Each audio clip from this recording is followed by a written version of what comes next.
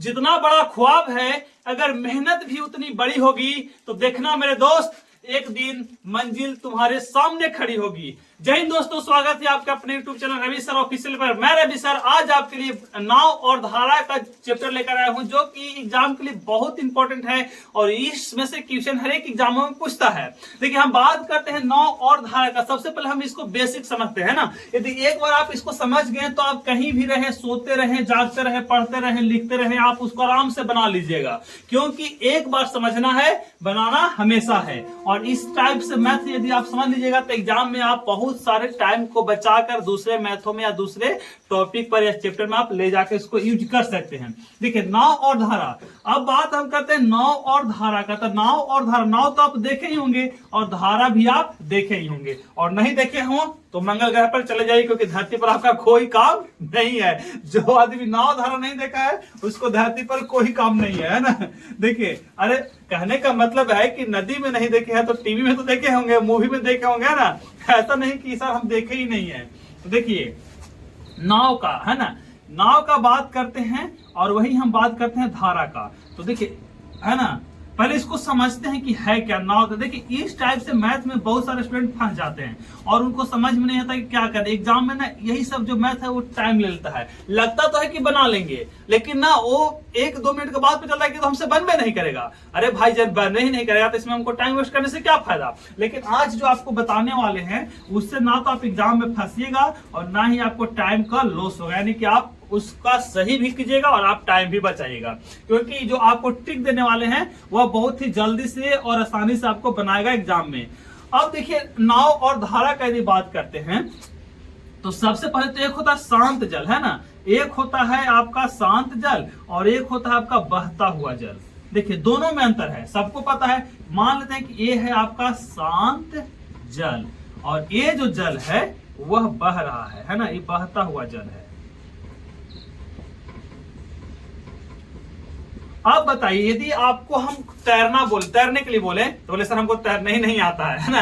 यदि मान लेते हैं कि आपको हम बोले कि भाई मेरे बताओ कि एक है शांत जल और एक है बहता हुआ जल, किसमें तैरना आसान है, तो आप बोलिएगा सर शांत जल में। लेकिन नहीं, शांत जल में तैरना आसान नहीं है, क्योंकि इसमें तो है आपको जितना एनर्जी रहेगा ना पूरा लगाना पड़ेगा। लेकिन हम बोलते हैं कि बहता हुआ जल में तैरना आसान है। क्यों? क्योंकि यदि आप धारा के साथ बहिएगा ना तो उसमें आपको एनर्जी कम लगाना पड़ेगा। क्यों? क्योंकि उसमें आपका एनर्जी और उस धारे का एनर्जी दोनों क्या होता है, इंक्लूड होता है, जुड़ जाता है। जैसे आपको हम यदि बात करें कि देखिए, यदि हवा बह रहा हो, यदि हवा बह रहा हो, तेज हवा बह रहा है, यदि हम बोले आपको दौड़ने के लिए तो हम बोले कि किस में दौड़ना आपको आसान है, तो आप बोलेंगे सर जिधर हवा बह रहा है उधर हम दौड़ जाएंगे तो आसान है। सही बात है, आसान है। लेकिन वही हम आपको बोलेंगे कि भाई हवा जिधर बह रहा है उसके विपरीत दौड़ो, तब बुझा जाएगा, है ना। क्योंकि उसमें आपका एनर्जी तो लगेगा ही, और आपके एनर्जी का जो विरोध कौन करेगा, हवा का जो प्रवाह है वो, यानी कि आपको उसमें दौड़ने में बहुत कठिनाई होगा और आपको ज्यादा से ज्यादा एनर्जी लगाना पड़ेगा। तो कहने का मतलब मेरा है कि बहता हुआ जल में जो जल बह रहा है उसमें यदि नाव चलता है तो नाव का स्पीड और धारा का स्पीड दोनों क्या होता है, जुट जाता है। यदि नाव धारा के साथ बह रहा हो, धारा के साथ बह रहा हो और उसमें चलता है, यानी कि नाव जो है वह धारा के साथ चलता है, तो उसमें नाव का चाल और धारा की चाल दोनों जुट जाता है। क्यों जुटेगा, अभी एग्जांपल देकर आपको बता दिए, क्योंकि दोनों का एनर्जी नाव पर लग रहा है। यदि नाव धारा के विपरीत दिशा में चल रहा हो, है ना, देखिए नाव इधर चल रहा है और धारा इधर चल रहा है। यदि नाव धारा के विपरीत दिशा में चल रहा हो तो उसमें नाव की चाल में से धारा की चाल क्या हो जाएगी, घट जाएगी। तो क्या आएगा, अब देखिए, एक है शांत जल। शांत जल क्या है, तो शांत जल में नाव की चाल, शांत जल में नाव की चाल, तो उसमें क्या होगा कि नाव के पास जितना एनर्जी रहेगा, नाव जितना एनर्जी लगाएगा उसी स्पीड से वह चलेगा, उसमें कोई नहीं जुट रहा है, क्योंकि उसमें धारा तो है ही नहीं। तो यदि आपसे पूछे, देखिए क्वेश्चन पूछता क्या है, तो पूछता है शांत जल में नाव की चाल धारा के साथ नाव की चाल, धारा के विपरीत चाल, इस तरह से आपसे क्वेश्चन पूछेगा। या नाव की चाल है ना, धारा के साथ बह रहा हो तो नाव की चाल, धारा के विपरीत बह रहा हो तो नाव की चाल, इस तरह से एग्जाम में पूछता है। और इसमें पूछता है तो इसमें बहुत सारे शब्द ऐसे आएंगे ना जो एग्जाम में आपको मिलेंगे सुनने के लिए, जिसका मतलब समझ में नहीं आएगा आपको कि सर इसका मतलब क्या होता है। जैसे क्या, जैसे आपको समझ में आएगा, एक होता है अनुप्रवाह, एक होता है ऊर्ध्व प्रवाह, है ना, अनुप्रवाह, ऊर्ध्व प्रवाह, ये सब शब्द एग्जाम में मिल जाएगा ना, तो इसको पहले तो समझ में नहीं आएगा। और इसको मतलब यदि आप नहीं समझे तो मैथ बनेगा ही नहीं, क्योंकि एग्जाम में लिखा हुआ था क्वेश्चन में, और गलती से ना इसको इंग्लिश में ना लिख करके एग्जामिनर जो क्या एग्जाम में जो क्वेश्चन देता है ना, वो हिंदी में लिखता है। हिंदी में लिखता है आपको ना अनुप्रवाह, और लिख देगा कि ऊर्ध्व प्रवाह।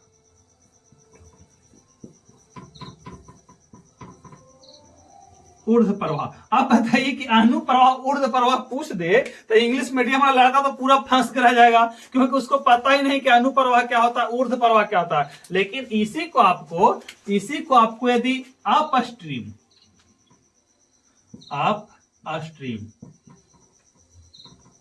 और इसको डाउन स्ट्रीम बोल दे तो आप आसानी से समझ जाइएगा, है ना। लेकिन ऐसा नहीं पूछता है, कई एग्जामों में क्या करता है सीधे इंग्लिश से पूछ देता है, तो हिंदी में पूछता है जिससे आपको समझने में दिक्कत हो। तो अनुप्रवाह का मतलब होता है कि धारा के साथ, और ऊर्ध्व प्रवाह का मतलब होता है धारा के विपरीत। अनुप्रवाह का मतलब होता है धारा के साथ, और ऊर्ध्व प्रवाह का मतलब होता है धारा के विपरीत। और जो आपको फॉर्मूला जो आप 10th में पढ़े होंगे और उससे पहले भी पढ़े होंगे, चाल बराबर दूरी बटा समय, ये आपको सब जगह काम आएगा इस चैप्टर में। चाल बराबर दूरी बटा समय, बस इतना ही से आप इस मैथ को, इस टॉपिक को आराम से कंप्लीट कर लीजिएगा, जिससे कि आप एग्जाम में बहुत ही अच्छे नंबर इस क्वेश्चन से कर सकते हैं। तो देखिए हम क्वेश्चन आपके लिए ला रहे हैं। क्वेश्चन है क्या, प्रति घंटा, ध्यान दीजिएगा। नाव की चाल 20 किलोमीटर प्रति घंटा, एकदम बहुत ही लो लेवल से लेकर चल रहे हैं ना। नाव की चाल, इसको हड़बड़ाइएगा नहीं, बस इसको धीरे धीरे इसको लेवल को हम हार्ड करेंगे, और हार्ड ऐसा करेंगे कि आपको बनाने में बहुत दिक्कत होगा। यानी कि जिनका पढ़ा हुआ है, जो कह रहे हैं कि सर ये तो बहुत आसान क्वेश्चन दे रहे हैं, उनको भी आगे चल के इतना हार्ड मैथ मिलेगा कि उनके पसीने छूट जाएंगे। और जिनका नहीं पढ़ा हुआ उनके लिए तो बहुत अच्छा है कि शुरू से लेवल को हम लोग हार्ड करेंगे।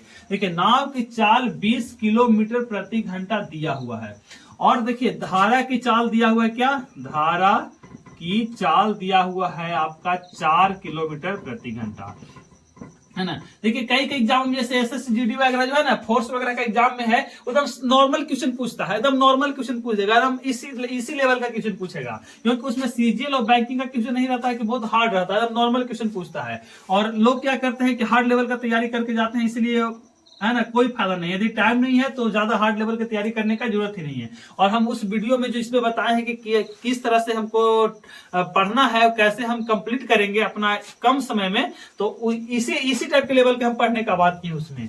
अब देखिए कह रहा है कि नाव का चाल 20 किलोमीटर प्रति घंटा है और धारा की चाल 4 किलोमीटर प्रति घंटा है। पूछ क्या रहा है, पूछ रहा है हमसे अनुप्रवाह और ऊर्ध्व प्रवाह, ऊर्ध्व प्रवाह। तो भाई मेरे अभी हम आपको बताएं कि अनुप्रवाह मतलब कि आपको सीधा समझ जाना है धारा के साथ चाल, या धारा है ना, धारा की दिशा में चाल। और ऊर्ध्व प्रवाह का मतलब समझना है धारा के विपरीत दिशा में चाल, है ना। तो अब बताइए, अभी हम आपको तुरंत समझाएं, यानी आपको धारा के चाल, धारा के साथ पूछेगा, धारा की दिशा में बह रहा है उसमें नाव की चाल पूछेगा, तो धारा की चाल और नाव की चाल दोनों क्या होती है, जुट जाती है। तो अब देखिए हमसे पूछ रहा है अनुप्रवाह, तो नाव की चाल और धारा की चाल दोनों क्या कर देंगे, जोड़ देंगे, तो कितना होगा 24 किलोमीटर प्रति घंटा। अब पूछेगा ऊर्ध्व प्रवाह हम बोले थे कि नाव की चाल में से धारा की चाल क्या होती है, घट जाती है। तो अब हमको बताइए मेरे भाई कि नाव की चाल कितना है, 20 किलोमीटर प्रति घंटा, और धारा की चाल कितना है, 4 किलोमीटर प्रति घंटा। तो यदि 20 में से 4 हम घटाएंगे तो छोटा लड़का ही बोल रहा है 16 किलोमीटर प्रति घंटा, ही क्या हो गया आपका आंसर। और यदि आपको अनुप्रवाह ऊर्ध्व प्रवाह के बारे में मालूम नहीं रहेगा तो एग्जाम में इसी को गलती करके चलाइएगा, है ना। इस तरह से नॉर्मल क्वेश्चन पूछता है एग्जामों में, है ना, जो जिसका लेवल कम हो। अब इसको जाकर आप एसएससी, सीजीएल और बैंकिंग में मत खुलने, नहीं मिलेगा, है ना, इस टाइप से नहीं मिलेगा वहां पर। लेकिन अब थोड़ा सा और क्वेश्चन को टफ करते हैं।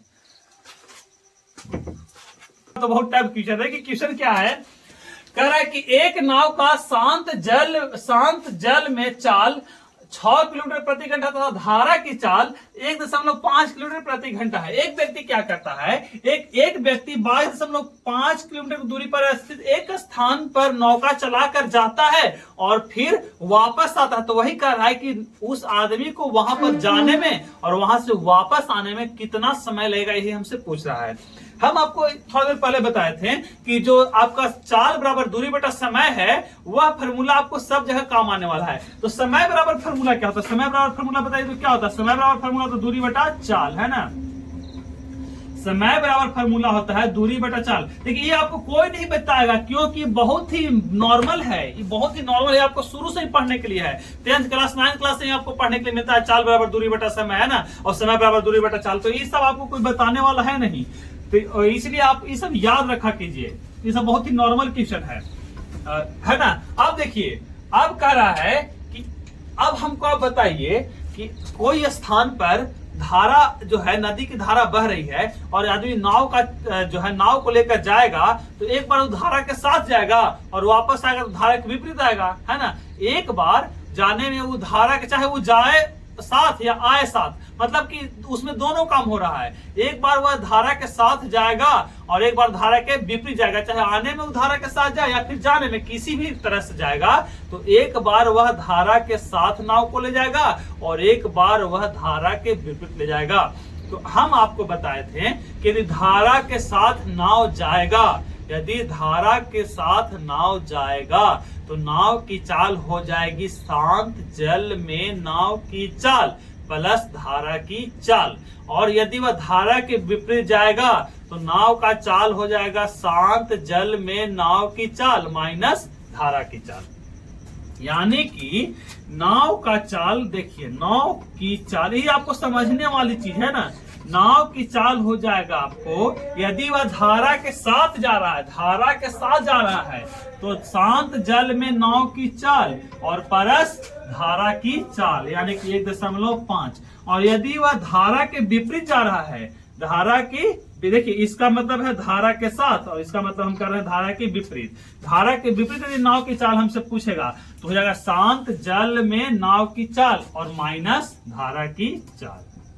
ये आपको दो चीज मिल गया, क्या ये मिल गया आपको, नाव की चाल धारा के साथ में और धारा के विपरीत, यानी कि हो जाएगा आपका 7.5 किलोमीटर प्रति घंटा और ई हो जाएगा आपको 4.5 किलोमीटर प्रति घंटा। यानी कि आपको नाव की चाल मिल गया, यानी चाल क्या मिल गया, एक बार 7.5 किलोमीटर प्रति घंटा और एक बार 4.5 किलोमीटर प्रति घंटा। वह जा रहा है कितना, तो 22.5 किलोमीटर प्रति घंटा। तो समय, देखिए समय बराबर हमसे पूछ रहा है ना, समय बराबर तो दूरी बटा चाल, यानी कि उसको, उस व्यक्ति को, देखिए मानते कि यहाँ पर आना है व्यक्ति को, यहाँ से है ना, यहाँ पर आना है पेड़ या कुछ है, यहाँ पर आना है इसको, इस व्यक्ति को।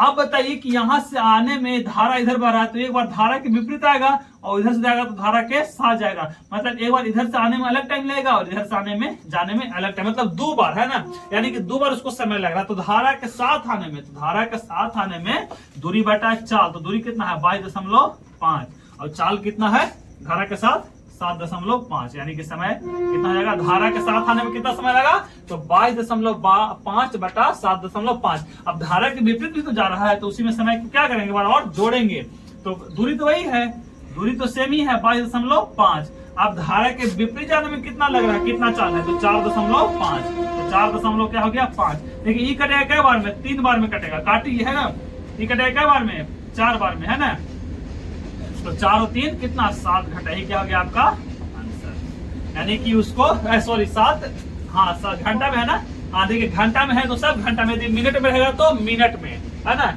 यही क्या हो गया आपका 4 3 7 घंटा, यही क्या हो गया आंसर। सॉरी यहाँ कितना 5 बार में कटेगा है ना, ये कितना बार में कटेगा 5 बार में कटेगा, यानी कि 5 और 3 8 घंटा है ना, तो यानी कि यही क्या हो गया आपका आंसर, 8 घंटा आपका आंसर। देखिए कितना आसान था, बस इसको समझना था। तो आपको क्वेश्चन को ना, यदि एग्जाम में नहीं समझ में आ रहा तो क्वेश्चन को टाइम दीजिए, क्वेश्चन पर थोड़ा सा फोकस कीजिए, उसको 2 बार पढ़िए 3 बार पढ़िए, मतलब यदि आपको क्वेश्चन समझ में आ गया तो आप मैथ को आसानी से कैलकुलेशन कर लेंगे, ना समझ में आ गया तो आपको दिक्कत होगा। देखिए दूसरा मैथ आपके लिए है ना, दूसरा मैथ पर हम लोग चलते हैं। धारा की गति पूछेगा,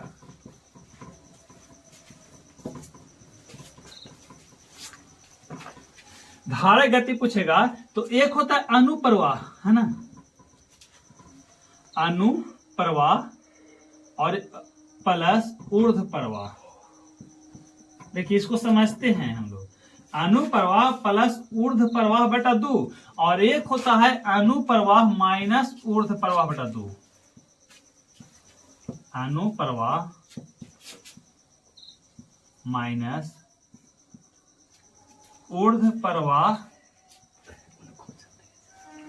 बटा 2। देखिए ए है आपका क्या, ए है अनुप्रवाह प्लस ऊर्ध्व प्रवाह बटा 2, ए हो गया आपका नाव की चाल। और देखिए ए है आपका नाव की चाल और ये है अनुप्रवाह माइनस ऊर्ध्व प्रवाह 2, है ना, ये हो गया आपका धारा की चाल या धारा की गति, है ना। अब देखिए इसलिए बता रहे हैं क्योंकि जो अगला जो क्वेश्चन है इसी पर आधारित है। तो देखिए हमको से पूछ रहा है अनुप्रवाह और ऊर्ध्व प्रवाह हमको दिया हुआ है और यदि पूछ दे आपको धारा की गति तो अनुप्रवाह में से ऊर्ध्व प्रवाह को घटा के 2 से भागा दे देंगे। और यदि आपसे पूछ दे नाव की चाल तो अनुप्रवाह और ऊर्ध्व प्रवाह को दोनों को जोड़कर 2 से भाग दे देंगे, तो क्या हो जाएगा, हमको नाव की चाल और धारा की चाल निकल जाएगा। जैसे देखिए क्वेश्चन है, एक क्वेश्चन हम आपको दे रहे हैं, बहुत ही आसान है, इसी टाइप से आधारित है। क्वेश्चन है कि यदि आपका अनुप्रवाह मतलब धारा की गति दिया रहेगा, एक है अनुप्रवाह 25 किलोमीटर प्रति घंटा, 25 किलोमीटर प्रति घंटा तथा ऊर्ध्व प्रवाह 15 किलोमीटर प्रति घंटा दिया है ना, रहे, ऐसे भी पूछ सकता है। तो पूछ रहा है कि नाव का चाल निकालिए, धारा की चाल निकालिए, दोनों कैसे बनाएंगे। देखिए पूछेगा क्या, नाव की चाल या फिर आपसे पूछेगा धारा की चाल। देखिए कैसे बनाएंगे, तो हम अभी तुरंत बोले भाई मेरे, अभी तुरंत आपको बताएं, बहुत ही आसान ट्रिक है। जब आपको नाव की चाल पूछेगा तो इन दोनों को जोड़ के 2 से भागा देंगे, तो 25 और 15 कितना, 25 और 15 हो गया आपका 40 बटा 2 यानी कितना, 20 किलोमीटर प्रति घंटा। और यदि आपसे पूछेगा ऊर्ध्व प्रवाह मतलब धारा की चाल पूछेगा तो इसको घटा के करेंगे, है ना, तो यानी कि 25 माइनस 15 बटा 2 यानी कि 10 बटा 2 यानी कितना, 5 किलोमीटर प्रति घंटा। ये हो गया आपका नाव की चाल और धारा की चाल। इस तरह से हम क्या करेंगे, इसको बनाएंगे। देखिए इसी पर आधारित है क्वेश्चन जो हम देने वाले हैं। देखिए कैसे बनाएंगे। अब कह रहा है कि एक आदमी है, वो क्या करता है कि अनुप्रवाह में मतलब कि धारा के साथ यदि जाता है तो वह 9 किलोमीटर की दूरी 2 घंटे में तय कर लेता है, और यदि उसी स्थान पर वापस आता है, बताइए शुरू में गया वो धारा के साथ, जब वापस आएगा तो धारा के विपरीत आएगा, यानी कि उसको धारा के विपरीत आने में 6 घंटा समय लग गया। अब कोई बोलेगा कि सर 6 घंटा जो 6 घंटा दिया हुआ है यह कितना दूरी तय किया। अब हमको बताइए, गया था जब वह 9 किलोमीटर तो आएगा भी तो 9 किलोमीटर, है ना, यानी कि वो कितना वापस आ रहा है, 9 किलोमीटर आ रहा है, तो हमको धारा की गति निकालना है। अब हमको बताइए कि जब ये हमको दिया हुआ है कि दूरी दिया हुआ है और समय दिया हुआ है, दूरी दिया हुआ है और समय दिया हुआ है भाई मेरे, तो अनुप्रवाह में नाव की चाल नहीं निकल जाएगा। अनुप्रवाह में नाव की चाल बराबर क्या, तो दूरी बटा समय, तो यानी कि 9 बटा 2 यानी कि कितना, 4.5 किलोमीटर प्रति घंटा। ये अनुप्रवाह में हो गया क्या, नाव की चाल। अब यदि दिया हुआ है, यहाँ दूरी दिया हुआ है 9 किलोमीटर और समय दिया हुआ है 6 घंटा, है ना, दूरी दिया हुआ है 9 किलोमीटर और समय दिया हुआ है 6 घंटा, यानी कि 9 किलोमीटर की दूरी 6 घंटा में तय कर रहा धारा के विपरीत, तो ऊर्ध्व प्रवाह में नाव की चाल क्या हो जाएगा, ऊर्ध्व प्रवाह में नाव की चाल कितना हो जाएगा, यानी कि 9 किलोमीटर जाने के लिए उसकी कितना लगा, 6 घंटा, यानी कितना, 1.5 किलोमीटर प्रति घंटा। अब क्या पूछ रहा है, आप पूछ रहा है धारा की गति। तो धारा की गति निकालने के लिए क्या करते हैं, अनुप्रवाह माइनस ऊर्ध्व प्रवाह बटा 2, तो बन गया, है ना। धारा की गति पूछ रहा है, तो धारा की गति निकालने के लिए भाई मेरे अभी हम बताए हैं आपको कि धारा की गति निकालने के लिए अनुप्रवाह माइनस ऊर्ध्व प्रवाह बटा 2, यानी कि 4.5 माइनस 1.5 बटा 2 यानी कि 3/2 यानी कि 1.5 किलोमीटर प्रति घंटा। ये क्या हो गया आंसर, है ना। इस टाइप से मैथ एग्जाम में रहता है और इसको आपको क्वेश्चन को समझना और सोल्व करना है। बहुत ही आसान रहता है, यदि समझ गए तो सोल्व हो जाएगा, नहीं समझ में आएगा तो उसी में फंस रहेगा, जिससे आपका टाइम भी लॉस होगा और लास्ट में बनेगा भी नहीं। देखिए एक क्वेश्चन और इसको है ना सोल्व करते हैं कैसे। देखिए कितना आसान क्वेश्चन दे रहे हैं, उसको हम लोग बनाते हैं।